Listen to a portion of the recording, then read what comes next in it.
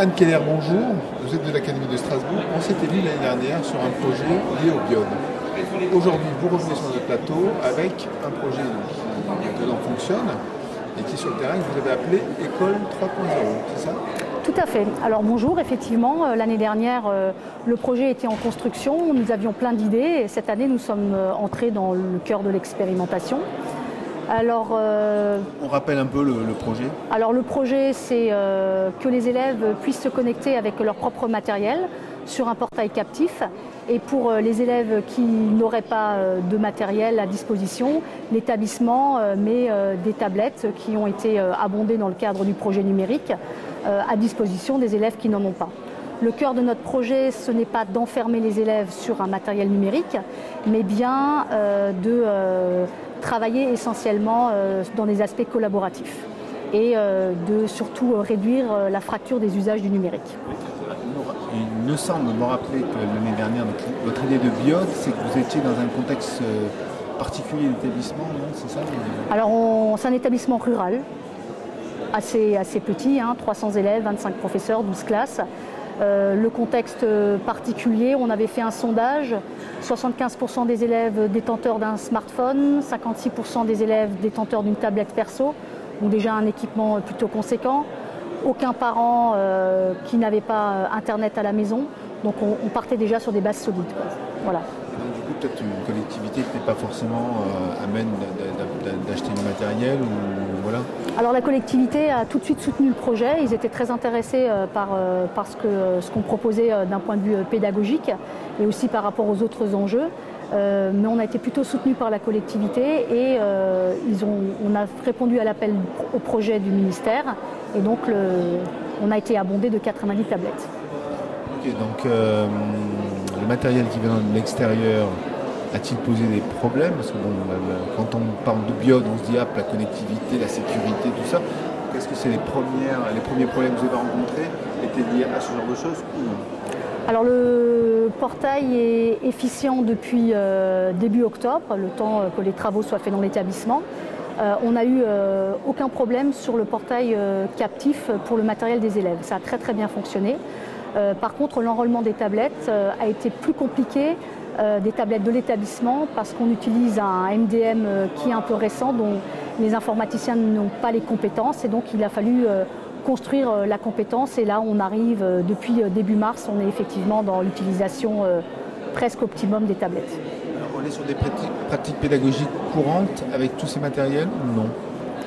Qu'est-ce que vous appelez des pratiques pédagogiques courantes? Les différents matériels qui se connectent, c'est uniquement pour tout ce qui est vie scolaire et espace numérique ou non. C'est utilisé en classe? Le matériel qui se connecte, c'est essentiellement utilisé dans le cadre de la pédagogie. C'est-à-dire que les professeurs retravaillent leurs cours.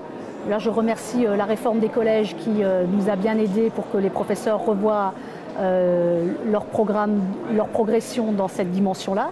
Et donc, ils l'utilisent très naturellement dans le quotidien, mais aussi sur des projets particuliers.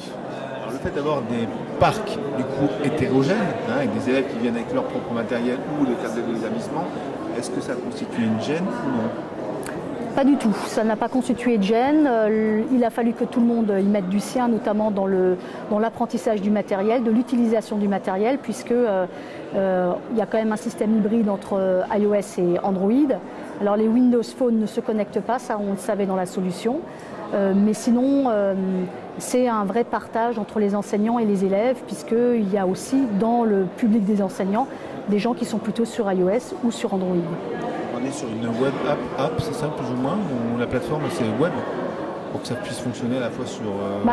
C'est un portail captif qui a été entièrement construit par une société privée et donc les élèves font un enrôlement via un certificat et ensuite la traçabilité est garantie selon toutes les recommandations ministérielles. Ça a l'air de tourner. Ça tourne très bien et ce qui est très intéressant, c'est ce que ça a engendré comme différence dans la manière des professeurs de préparer leurs cours et d'envisager leur place au sein de la classe. C'est là que moi je vois une vraie plus-value parce que j'avais anticipé qu'on allait passer ce qu'on appelle du face-à-face au côté à côté et je vois qu'on y est vraiment. C'est-à-dire que les enseignants sont des vrais... aident les élèves au quotidien et ne sont plus dans le cours magistral. Tous les élèves ont un matériel dans l'établissement ou c'est une partie des classes, des cinquièmes, c'est tout le monde? Alors les élèves viennent avec leur smartphone, puisque quand même pour un collégien c'est l'instrument le plus important dans leur vie. Non, ils ne sont pas tous connectés, plutôt les grands, les petits un peu moins.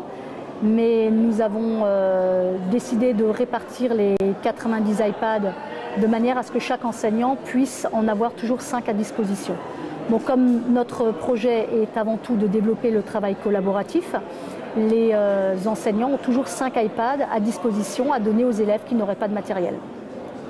Ou une panne éventuelle de matériel, ça peut arriver, c'est arrivé. Voilà, ça peut arriver effectivement qu'un élève ait oublié, qu'il soit pas chargé.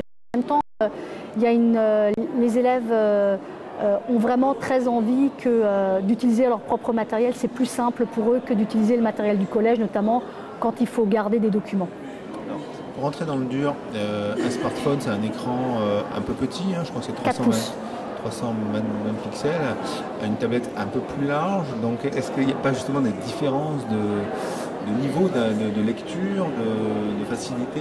Alors pour nous adultes, il semble plus cohérent de lire sur un grand écran, mais on s'est rendu compte que, et pour avoir posé la question aux élèves, eux ça leur pose aucun problème de lire sur un petit écran, une vidéo, voilà. Ce qui est peut-être un peu plus problématique, c'est quand on commence à utiliser le tableur. Là le petit écran est un peu limitatif, bien que ça ne les gêne pas plus que ça. Donc ils n'ont pas le même rapport à la taille de l'écran que nous adultes. Il y a beaucoup d'applicatifs qui ont été développés, vous parlez de tableur, je sais pas, il y a des systèmes de quiz, qu'est-ce qu'il y a comme application? Effectivement, on s'oriente surtout vers des applications gratuites et qui soient disponibles à la fois sur l'Apple Store et sur Google Play pour pouvoir que tout le monde puisse le trouver. Donc on utilise des applications de vote comme Socrative ou d'autres applications, mais qui sont toujours gratuites. Alors, qui fait ce travail justement de recensement d'applications qui pourraient fonctionner aussi bien sur les deux plateformes? Il y a quelqu'un dans l'établissement qui est en charge de faire ça? C'est vous? Alors il n'y a pas de recensement à vrai dire, mais il y a dans l'établissement une référente numérique qui est la professeure documentaliste et qui donc fait effectivement un gros travail au niveau du référencement de ces applications. Et ensuite on est vraiment dans un travail collaboratif aussi au niveau des équipes pédagogiques. On organise par exemple des apéritifs numériques où sur la pause de midi, en mangeant, on partage donc sur un moment de convivialité, mais aussi on partage les connaissances qu'on a les uns et les autres des différentes applications et on montre aux collègues comment on les fait fonctionner. Dernière question, les parents, comment ont-ils réagi? Il y a eu des réunions avec les parents pour expliquer un peu la démarche ou non? Alors le projet a été voté au conseil d'administration du mois de mars de l'année dernière. Et ensuite, j'ai reçu les parents dans des réunions afin de leur expliquer en quoi consistait le projet, en leur expliquant par exemple tout simplement que l'année prochaine, ils allaient tous déclarer leurs impôts sur Internet et qu'ils n'allaient pas avoir le choix et que nous, notre objectif était de permettre aux élèves d'utiliser Internet sans crainte et de bien en connaître les fonctionnements et surtout développer l'esprit critique. Et les parents ont plutôt trouvé le projet à la mesure de la société moderne dans laquelle nous vivons. Alors, parlons de futur, parce que dans certains programmes présidentiels, il y a le fait de pouvoir enlever et d'interdire le smartphone dans les collèges. Donc, qu'est-ce que vous en pensez? Alors, j'ai effectivement lu ça, comme tout un chacun, mais j'ai aussi lu la suite de la phrase qui disait que on allait laisser une plus grande autonomie aux établissements. Et donc, moi, j'ai entendu autonomie aux établissements.